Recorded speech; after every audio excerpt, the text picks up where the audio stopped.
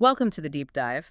We're here to unpack complex source material, government reports, insider takes, even political theory, and really distill it for you. And today's dive is, well, it's a heavy one.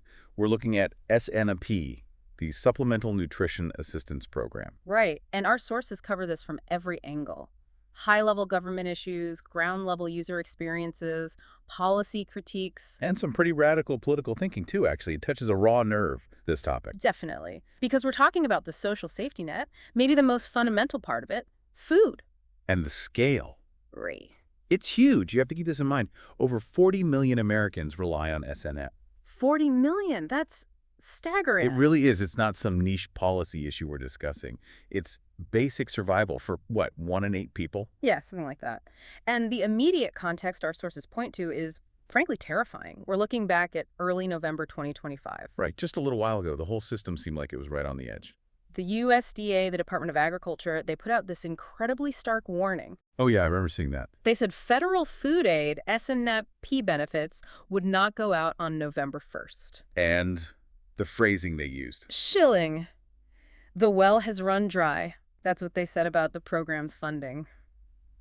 Which signals, a profound level of crisis, doesn't it? Systemic vulnerability right there. Absolutely. Our sources really lay out how close it came to complete catastrophe. Or maybe it was just postponed. Well, yeah, because when they said the well ran dry, they were talking about a specific fund, right? The one for the monthly payouts. Exactly. The immediate cash flow needed to just load up those 40 million EBT cards.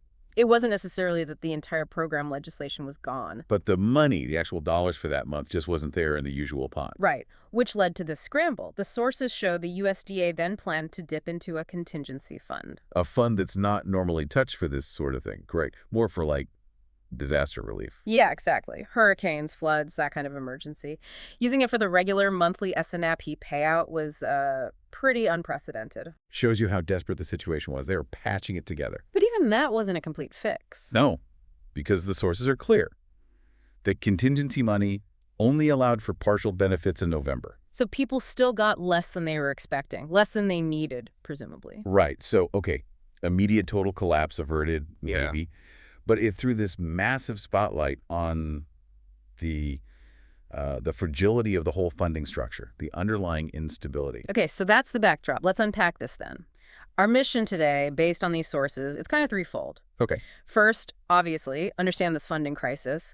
But second, our sources offer this really brutal insider critique of the system's flaws, waste, fraud, stuff that really undermines support. Yeah, okay, the internal problems. And then third, and this is where it gets really, really interesting and maybe a bit disturbing, the sources take this leap. They seriously consider what happens if the social contract just breaks. Breaks because of hunger. Exactly. What does mass hunger look like?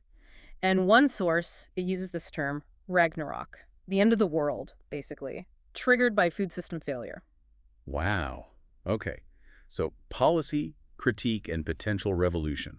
That's quite a deep dive. It is. So to really get that threat, we need to shift perspective, right? From Congress and the USDA. Down to the ground level, the everyday experience. And our material gives us this incredible viewpoint. It's from someone who they relied on SNP themselves for years. An insider. Yeah, and importantly, someone who says they spent a decade really thinking about, quote, homelessness, homeless adjacent side, general crusty underclass. So not an academic study. This is lived experience, a field report, like you said. Precisely. And that's why it cuts through a lot of the usual political noise about welfare, you know? Right. It focuses on the actual mechanics. How does it work or not work on the ground? In this insider's first assessment, based on that decade of watching, it's pretty damning. Also. They estimate that maybe half of the entire SNP system is just waste and fraud. Half. That's an enormous number. Are they talking about the budget, the benefits distributed? It seems like a general estimate of systemic leakage, not just admin costs, but benefits going places they shouldn't or being used inefficiently. Okay, maybe half. That forces you to ask, well, how? Where is all that leakage happening, according to this source? They focus heavily on fraud that turns food aid directly into cash, untraceable cash. Okay. bypassing the whole point of the program. Exactly. And they identify what they call the most common and systematic fraud vector, the main highway for this stuff. And what is that? It's surprisingly simple, actually. It all revolves around the EBT card itself, the physical card. Okay. It's a two-step process, usually. You have, say, drug addict A who needs cash now. Right. Not food later, cash immediately. So they take their EBT card, which might have, say, $300 of food benefits on it, Okay. and they sell it to drug merchant B or maybe just some local black market operator. They're less than face value, obviously. Yeah, the source says something like half the value. So that $300 card gets sold for maybe $150 cash. Got it. Addict gets instant cash. Merchant gets an EBT card with $300 on it. Exactly. Then the merchant takes that card. And uses it how? They go to a store that accepts SNFP. Maybe it's a corner store they own or control. Maybe it's a bigger store where someone's willing to look the other way. Or maybe they just use it like a regular customer. Could be. And they buy $300 worth of eligible goods. Maybe high-value stuff they can easily resell, like fancy steaks or shrimp, or maybe just bulk staples they need for their store anyway. So they've essentially turned that $150 they paid for the card into $300 worth of goods. Right. They've laundered $150 profit, effectively. Or they've gotten $300 of stock for half price. And the original recipient has $150 cash, likely for drugs or whatever else, completely bypassing the nutritional goal. That's the core mechanism described. A systematic pipeline turning food aid into drug money or untraceable cash for a criminal economy. Okay, that sounds depressingly efficient. It does. And the fix proposed by the source, it sounds almost too simple. What is it? Just require a photo ID for every SNFP purchase. A standard photo ID check, like when you buy alcohol or cigarettes. Exactly. Show your ID, the cashier verifies the name, and photo match the EBT cardholder. How would that stop the fraud? Well, think about it.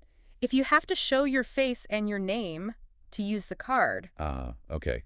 The card becomes non-transferable. You can't just sell it on the street anymore. Right. Drug merchant B can't use Addict A's card if they have to show Addict A's ID. The risk of getting caught skyrockets. So it breaks that whole trafficking chain. That's the argument. According to the source, with their decade of observation, this one simple step would dismantle the most systematic, large-scale way the system is being gamed. It sounds plausible. Yeah. But hang on. Every time ID requirements come up for voting or social services. It's age resistance, right? Yeah. The argument is always that it's a barrier, Yeah. that it disenfranchises people, especially the poor, who might not have ID or find it hard to get one. Exactly. That it's an onerous burden. That's the standard line. So how does this source deal with that?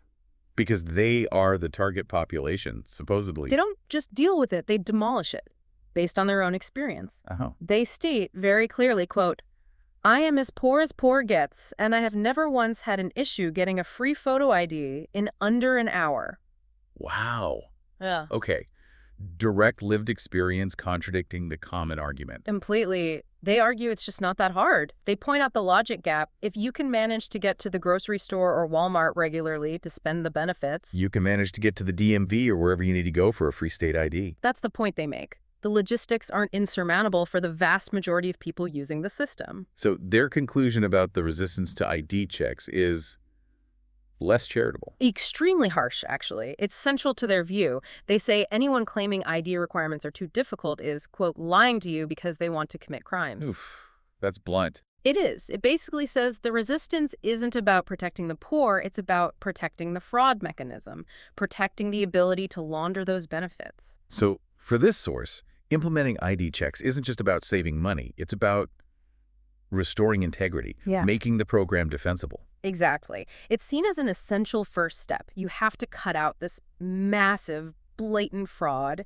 if you want the program to survive politically. Because if the public believes that maybe half is being wasted or stolen, Support evaporates. Taxpayers won't fund a program they see as fundamentally broken or corrupt. It ties directly back to that well has run dry moment. You need public confidence. right, so fixing the fraud is actually about preserving the legitimate aid. Sure. Okay, that makes sense. But then it gets even more interesting because the source moves beyond criminal fraud Okay, to what? to things that are technically legal under current SNFP rules, but which they see as fundamentally wasteful policy loopholes, structural problems. So not breaking the law, but exploiting dumb rules. Pretty much. Rules that just don't make sense if the goal is efficient, affordable nutrition. And these loopholes, they argue, are also a massive drain. Okay, What's the biggest example they give? The main target here, the one they call totally indefensible, is what they label the prepared cold food loophole. Prepared cold food, what does that mean? It comes down to this really specific, almost bizarre SNAP rule. Which is? If food is served hot, you can't buy it with SNF. Think restaurant meals, hot deli counters. That makes sense, right? Prevents subsidies for eating out. Okay, yeah, standard rule. But if the food is cold, it is eligible. Ah, I think I see where this is going. Supermarket delis. Exactly. The modern supermarket deli case is full of stuff that was hot or required a lot of preparation but is now being sold chilled. Like rotisserie chicken that's cooled down, macaroni and cheese, pre-made salads, cold pizza slices. All of that. Anything that's ready to eat but sold cold. Under the current rules, it's fair game for SNF. And the problem with that, according to the source, is Pure economics. It's just the most expensive way to buy food. Period. more expensive than buying the raw ingredients and cooking them yourself. Massively more expensive. Think about the markup on prepared foods in a deli versus buying, say, a raw chicken, potatoes, some basic vegetables. Right. Convenience costs a lot. And the source connects us directly to that common complaint you hear. My SNAP benefits don't last the whole month. Ah. They're saying people run out of money because they're buying this expensive prepared stuff. That's the argument. When people complain the benefits aren't enough, often this is precisely what they're buying instead of stretching the dollars with basic ingredients. Let's try and quantify that a bit. Like, a raw chicken might be, what, $1.50? You cook it, you get several meals. Right, but a single portion of cold prepared chicken breast from the deli could be $7 or $8 a pound. The cost per calorie per meal just skyrockets. And the SNAP dollars disappear much faster. Exactly. The program's goal is affordable nutrition. But this loophole means it ends up subsidizing high-margin convenience foods that are maybe 3-4 times more expensive than the basic inputs. It defeats the purpose. So what's the proposed fix for this loophole? Again, it's pretty blunt. Not just tweak the rule. Eliminate the option entirely. No prepared cold foods at all with SNAP. That's the recommendation. Mandate that benefits can only be used for raw or, minimally processed ingredients, things you actually have to cook. And what about the people who rely on those prepared items? Maybe they don't have cooking facilities or the ability. The source pairs this recommendation with some pretty direct advice. Learn to cook. Again, harsh. It sounds harsh, yes, but the underlying philosophy seems to be about responsibility. Yeah. The government's job is to provide the means for nutritional survival, the basic ingredients, not to subsidize convenience, especially when the system is financially stressed. Forcing people to maximize the value of every SNAP dollar. Get the most nutrition bang for the buck. That seems to be the idea.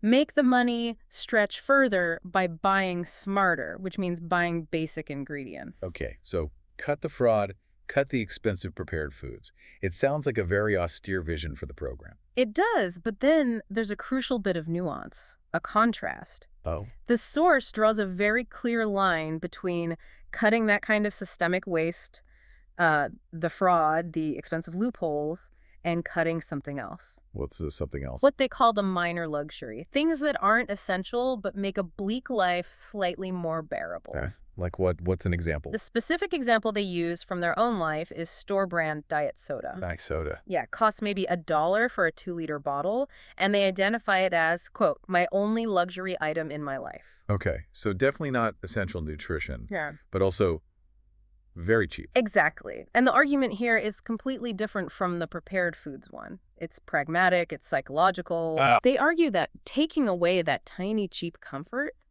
it won't benefit anyone in a meaningful way. The amount of money saved across the whole system would be trivial. Pennies. Right, not like the savings from stopping card trafficking or the prepared food loophole. Not even close. But they argue taking it away would significantly worsen an already terrible life for the person relying on it. It's about quality of life, even at the lowest level. A small measure of choice or pleasure. Precisely. It establishes this really important distinction. Attack the high-cost waste and fraud relentlessly because that threatens the whole program. But leave the tiny, low-cost comforts alone because removing them causes significant human misery for negligible financial gain. So it's about surgical reform, not just slashing across the board. Be smart about what you cut. That's the core message, I think. Eliminate the indefensible, the card selling, the 8-pound cold chicken because you have to maintain public support and solvency. but recognize that stripping away every single tiny pleasure from people with nothing else is pointlessly cruel and doesn't actually solve the big financial problems. Yeah, you need both parts of that argument. Fix the big leaks to save the ship. But don't make the voyage unbearable for those already in steerage by taking away their last bit of diet soda. Exactly. And this whole discussion about fixing the program, ensuring its survival, it leads directly to the next big question, doesn't it? Which is, what happens if they don't fix it? Right. What if the warnings from November 2025 weren't a one-off? What if the well does run dry for good and those 40 million people are cut off? We've talked about the funding crisis, the potential fixes. Now we're moving into the consequences of failure. And this is where the sources shift from policy analysis to something much more primal, much more political in a fundamental sense. It brings us to that central thesis you mentioned earlier, Yeah. the provocative one. Yeah.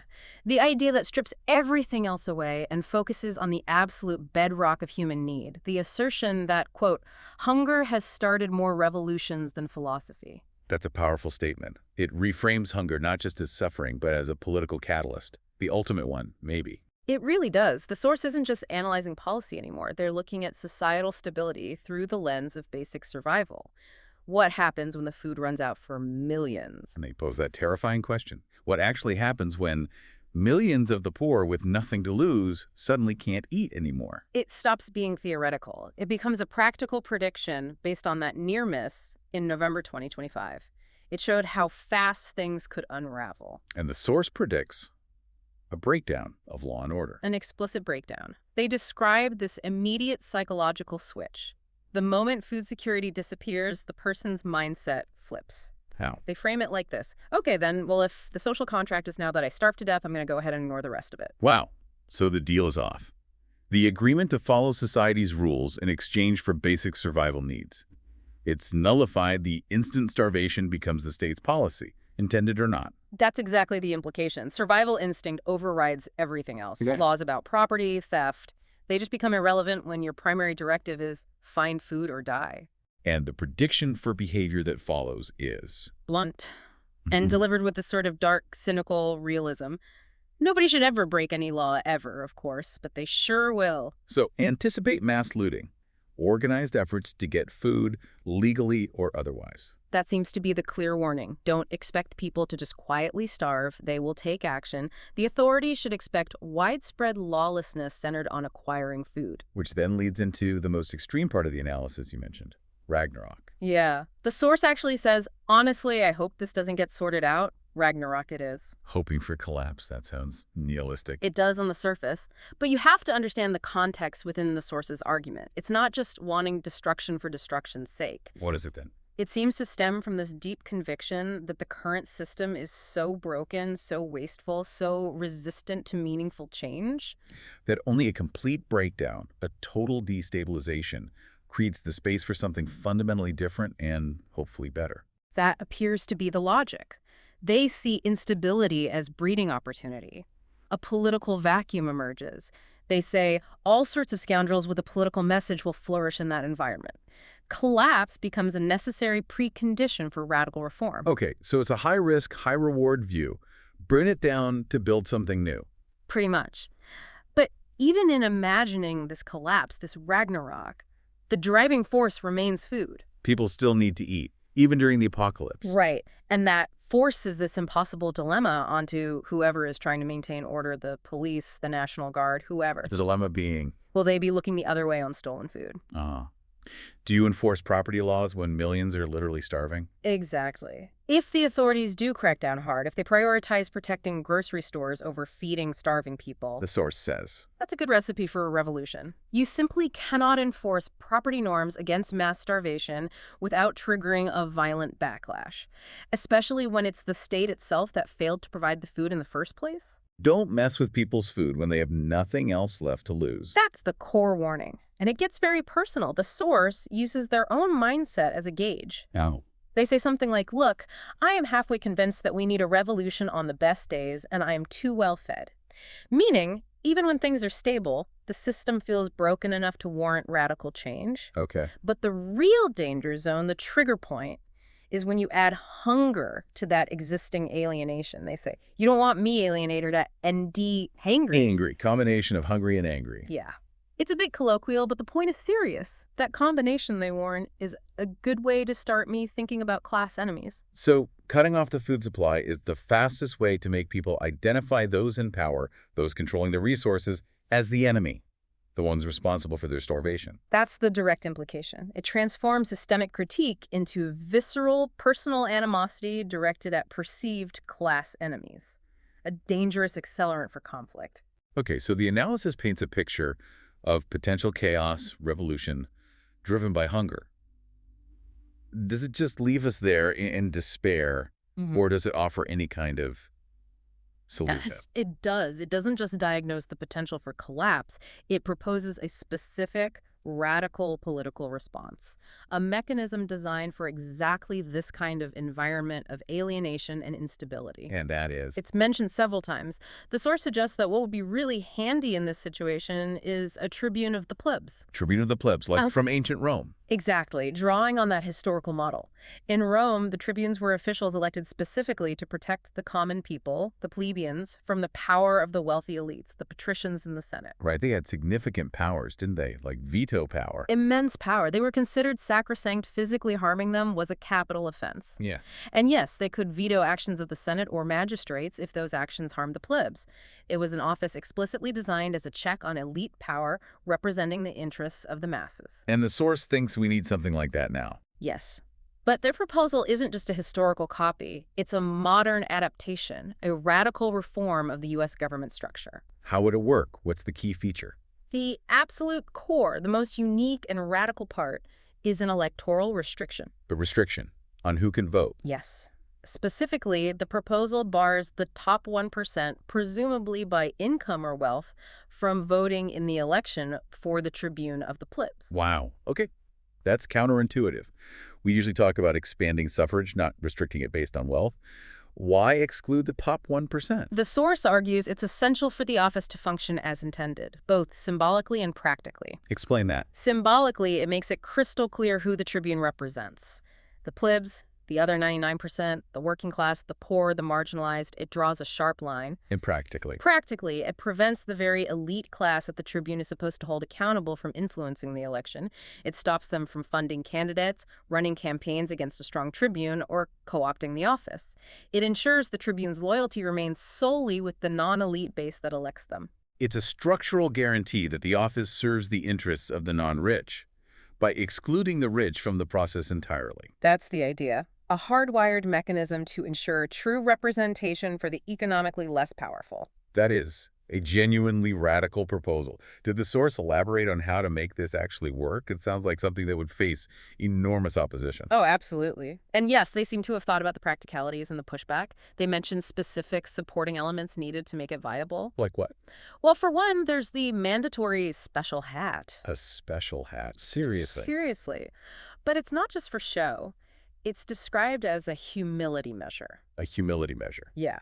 A constant, visible reminder to the tribune and the public of who they serve and where their power comes from, to prevent them from getting arrogant or detached once in office, like a physical symbol of accountability to the plebs. Okay. A bit quirky, but I see the symbolic point. What else? Intellectual rigor. The source insists that the entire proposal, the office, the voting ban, the hat, everything must be presented in a rigorous and persuasive essay using only steelman arguments. Steelman arguments meeting. Meaning you have to articulate the strongest possible version of the arguments against your position before you refute them. You don't attack a weak caricature, a straw man. You engage with the best possible critique. Why is that important here? Because a radical idea like this will face intense, sophisticated criticism. To have any chance of succeeding, it needs to be intellectually bulletproof. It has to persuade people by tackling the toughest objections head-on, not by avoiding them. It shows they anticipate the fight. So it needs to be symbolically resonant, the hat, structurally sound, the voting ban, and intellectually robust, steel manning. Exactly. And there's one more piece. Narrative. Narrative. Yes. The source highlights the need to generate specific narrative materials to launch this idea. Things like drafting the first elected tribune's victory speech. Why such each? to define the moment, to communicate the shift in power, to set the tone for this new institution. How do you announce this radical change to the world? Makes sense. And what else on the narrative front? This is really interesting. They call for a psychological analysis of the voting ban itself. A psychological analysis of excluding the 1%. Yes. How would the excluded group react? How would the included 99% react? How does explicitly drawing that line based on wealth change people's understanding of class, power, and representation in society? So they recognize it's not just a legal or political change, but a profound psychological one, too. Precisely. The Tribune isn't just a new office. It's framed as a tool to reshape the national psyche, address the alienation, and channel that revolutionary energy away from pure destruction and towards structured political change. It's a fascinating, if extreme, response to the potential crisis outlined earlier. It really is. So let's try to wrap this up. We've covered a lot of ground in this deep dive. We certainly have. Yeah. Started with that immediate, terrifying prospect in November 2025, the SNAP funding crisis. Right. The USDA warning, the well is run dry, averted only by emergency funds providing partial benefits. A real wake-up call about the system's fragility for 40 million people. Then we dove into that insider critique, the harsh realities on the ground. Yeah, the estimate that maybe half the system is waste and fraud, focusing on that EBT card laundering scheme. And the proposed fix, mandatory photo ID checks, dismissing arguments about access as cover for criminal activity. And alongside the fraud, the critique of legal but wasteful policy, like that indefensible prepared cold food loophole. The idea being you buy raw ingredients, learn to cook, and make the benefits stretch, while leaving minor luxuries like diet soda alone. Surgical cuts, not blanket austerity. And all of that, the crisis, the flaws, the potential fixes, led us to the brink, the high-stakes political danger zone. The hunger starts revolutions thesis, the idea that if the food stops, the social contract breaks. People saying, okay, if I starve, then no rules apply, predicting lawlessness. Which culminated in that contemplation of Ragnarok's societal collapse as a potential pathway to radical change. And the proposed political answer to that instability, the Tribune of the Plebs. A radical office, elected only by the 99%, designed to represent the marginalized, complete with a humility hat, and backed by steelman arguments and psychological analysis. It's an incredible arc, from a specific funding failure to a proposal for fundamental government restructuring, all rooted in the basic need for food. It really shows how connected these things are: bureaucratic details, individual survival, and grand political theory. But let's leave our listeners with one final thought from that insider source.